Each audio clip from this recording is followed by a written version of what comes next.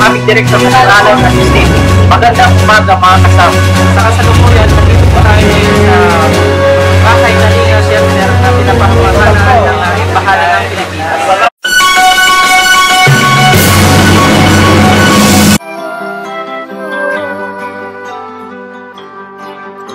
Sa pagsapit ng dilim, ako'y naghihintay pa rin sa iyong maagang pagdating. Pagkat ako'y nababalisa kung di ka kapiling. Bawat sandali mahalaga sa atin, tulad ng ibong malaya ang pag-ibig natin. Tulad ng langit na kay sarap marating, ang bawat tibok ng puso kay sarap damhin. Tulad ng himig na kay sarap awitin.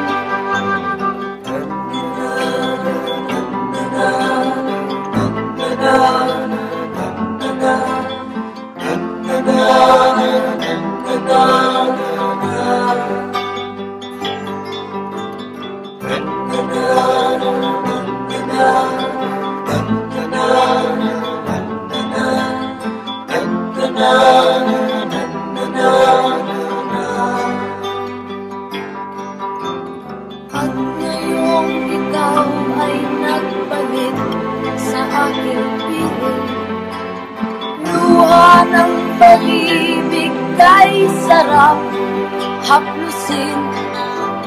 Tulad ng tubig sa batis, hinahag na ng hangin. Pag-ibig ang ilaw sa buhay natin.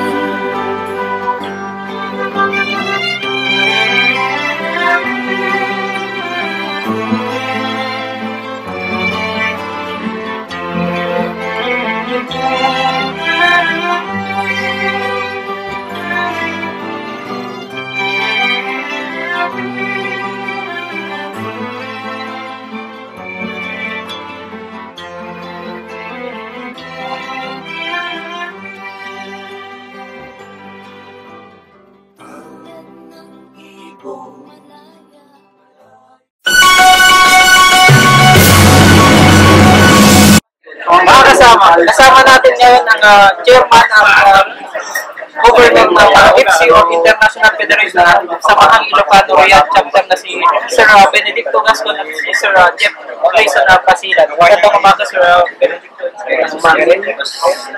Sir, pakilahad po kung ano ang layunin ng grupo at paano po nagsimula. Actually, ang organization namin ito yung tinatawag na FC, International Federation of Mga Ilocano, naka-restro sa 0296. Ang FC po ay, layunin po ng FC ay tulong sa mga distress OFW. Ito po ang pinaka-main goal natin dito sa Himpapay. At tumutulong din po tayo sa kailangan, lalo-lalo na po yung mga masyadong kapirayan po natin dito sa especially dito sa Riyadh. Ang FC po ay hindi lang po dito sa Riyadh, kundi sa buong mundo po. Meron po dito tayong chapter sa Hong Kong, sa Milan, sa USA, sa Taiwan, at sa ibang panig. Nakita rin niya ako niya. Kumusta naman po ang paghahanda natin para sa medical mission at sino-sino po ang mga sponsor? Paghahanda po ng success at ito ay talagang puspusan po namin isinagawa. Kasama po natin yung mga counterpartner, siguro sa medical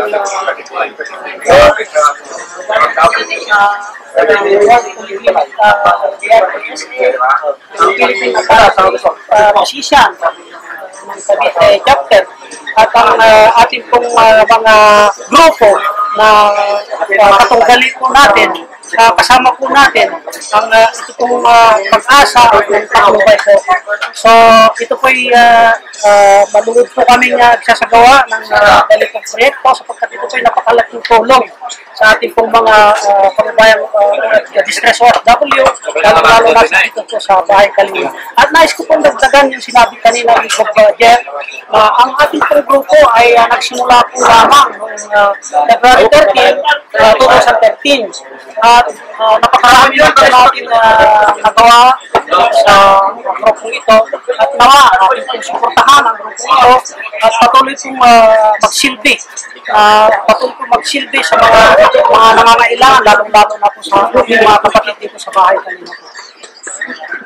Okay. At maliban po dito sa ano po ba ang pwede kong abangan natin para sa katulad na nasabi kanina ni Jeff, napakarami po yung dapat natin mga dito, yung projects natin, katulad ng mga stability, yung meron pa rin yung nakalatang ngayon na yung solar panel.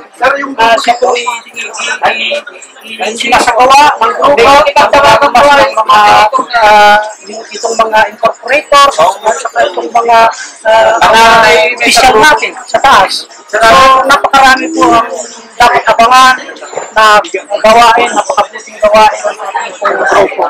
At ito po yung lahat ay sa pagtulong ng ating mga kapwa Pilipino. Hindi lang sa Pilipino, meron din po tayong ibang mga adhikain na pwede po tayong tumulong sa kahit sa anong bansa. Karagdagan sa sinabi niya, ang bali ang organisasyon din natin, itong FC ay galing lang po kami sa isang fraternity na noong bata po kami, pero ngayon po binago natin ang imahe ng fraternity, ginawa po namin professional organization na tayo na po, legitimate NGOs na nakarehistro po tayo sa Security and Exchange Commission sa Republika po ng Philippines. Katanungan po sa kumusta po ang response ng mga Bahay Kalinga para sa naganap po ng medical mission? Dito po sa responde ng mga taga-Bahay Kalinga, sila po'y taos-pusong napapasalamat at sila po'y nalulubog dahil sa mga ginagawang ganito, lalo na sa ating mga distress OFWs dahil ito po'y kailangan nila at sila po ay patuloy na nagpapasalamat sa atin, lalo na sa FC 1238 Incorporated dahil napakarami po natutulungan nito sa po ng ating mga counterpartners na patnubay at ang pag-asa. So nawa, hindi po patuloy ang pagsuporta sa ating mga adhika at bukasya po ng FC na siya tumulong sa mga nangangailangan. Maraming salamat po Sir Jeff and Sir Benedict po para sa pag-contact sa amin para ma-interview po para sa inyong event, para sa medical mission po dito sa Bahay Kalinga. Thank you for having us. Thank you.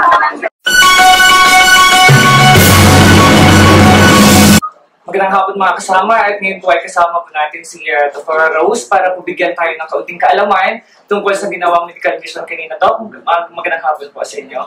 And sa mga kasamahan, Sir, good afternoon. Ito gusto lang namin malaman kung kumusta po yung naging medical mission kanina.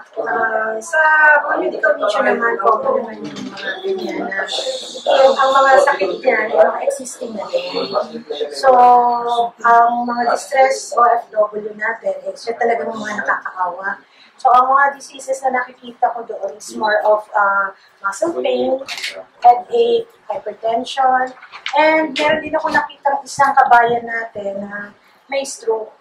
So, nakakaawa man isipin, pero kailangan din sana magkaroon siya ng maintenance for sa stroke niya. So, yun lang ang mga common na nakikita natin. So, wala namang major na mga cases na nandun po sa Bahay Kalinga? Sa ngayon, wala naman. Mga existing lang katulad yun, napunta sila doon, na-stroke patient na sila. So, kailangan talaga may mag-routine sa ano. Kasi gamot, wala naman sa kanilang tumutulong. So, siguro, naibsan natin ng konti yung mga kakulangan sa mga gamot nila. Sir, mga ilan po ang na-serve natin ng mga patient doon or mga residente na na-serve sa medical mission kanina? Actually, as of now, medyo masaya ako kasi nung unang nag-conduct po kami ng medical mission is around 200 po. So, masaya po ako ngayon dahil yung iba nakauwi na. So, naging 93 na lang po sila. And then, 33 po yung nakandak po natin. Presented po na nakandak natin. Well, sir, in behalf of International Federation of Samahang Ilocano Incorporated, pwede po tayong manawagan sa mga kabayan natin or mga kapwa-OFW kung sila po ay gusto magpaabot ng kaunting tulong para po sa ating mga kasamahan na nandun po sa bahay kalinga. Sir, go ahead. Nananawagan po ako sa kababayan natin, lalong-lalo na po yung mga nandito po sa Riyadh.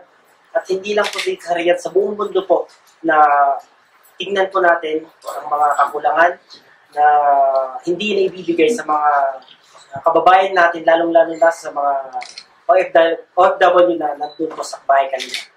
Alright. And Doc, any message po para sa mga OFW natin? Sa akin lang, ang mga OFW, yun ang mga tinatawag natin dakilang bayani. Diba? So sana naman, hindi lahat kasi ng OFW ay siniswerte. So sana, bigyan natin ng tulong ang mga tinatawag natin distressed OFW. And sir, any message po? Sa lahat ng gustong sumuporta, marami pong grupo dito na kapares din natin mga Pinoy, maraming grupong gustong tumulong. Ang kulang lang sa kanila kasi yung iba, hindi na alam kung saan nila dadalhin yung kanilang mga gustong itulong. Gaya ko sa aming kumpanya dati, few years ago na may mga bagyo sa Pilipinas, nung humingi kami ng tulong sa kanila, ang daming nagbigay. Sabi nila, wala naman kasing humihingi. Kaya nung na-officehan na namin yung ganito, mostly humihingi ako sa kumpanya sa mga kapwa natin ng Pilipino. So yung mga gusto magparating ng tulong, marami naman sa patan ng mga grupong pakalat-kalat sa bata, especially dito sa Riyadh. Marami kayong malalapitan doon na handang tumanggap ng tulong para may pamigay sa ating mga distress OFWs. Alright, so maraming salamat sir at sa organization po na ito. And bilang isa sa namumuno sa Live TVN, inaanyayahan po namin kayo yung mga kapwa-OFW natin na kung sino po sa inyong gustong ipaabot na kaunting tulong, pwede po kayong makipag-ugnayan sa FC or sa Live TV at sa Heart FM para po may paabot natin sa ating mga kababayan na nasa bahay kalinga. Lingid sa ating kaalaman na yung mga kababayan tayo hindi po sinwerte o hindi pinalad sa kanilang mga trabaho dito sa Kingdom of Saudi Arabia. So naway, maging boses tayo ng mga kapwa OFW at maging instrumento tayo sa pagtutulungan. Maraming salamat po.